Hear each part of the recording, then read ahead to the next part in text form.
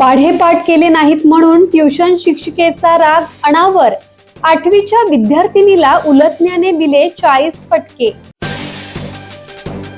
शिक्षक आणि विद्यार्थी यांचे एक वेगळे नाते असते, पण कधी कधी या नात्याला गालबोट लागते। अशीच एक घटना नवी मुंबईत घडली आहे। एका 8वीत शिकणाऱ्या विद्यार्थिनीला शिकवणीच्या शिक्षिकेने एक भयंकर शिक्षा केली। विद्यार्थिनीने हा प्रकार आपल्या पालकांना सांगितला, त्यानंतर ही बाब समोर आली आहे। या प्रकरणी संबंधित शिक्षिकेला कुटुंबियांनी जाबही विचारला, शिवाय त्यांच्या विरोधात रबाळे पोलीस स्थानकात तक्रारही नोंदवण्यात आली आहे।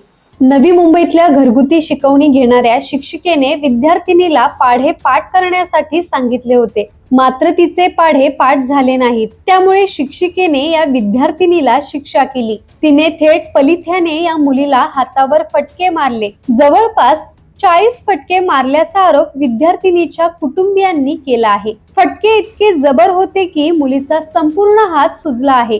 या आधीही शिक्षकांकडून विद्यार्थ्यांना मारण्याच्या घटना समोर आल्या होत्या। अभ्यास येत नाही म्हणून अशा पद्धतीने मारणे किती योग्य आहे याची चर्चा या निमित्त आता पुन्हा एकदा होताना दिसत आहे।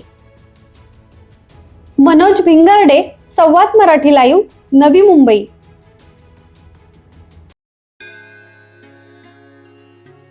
श्री गणपती संस्थान महड, तालुका खालापूर, जिल्हा रायगड।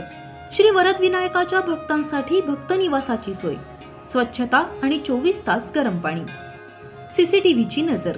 आगाऊ नोंदणीसाठी संपर्क करा 02192 26 69 12 72 76 47 38 54।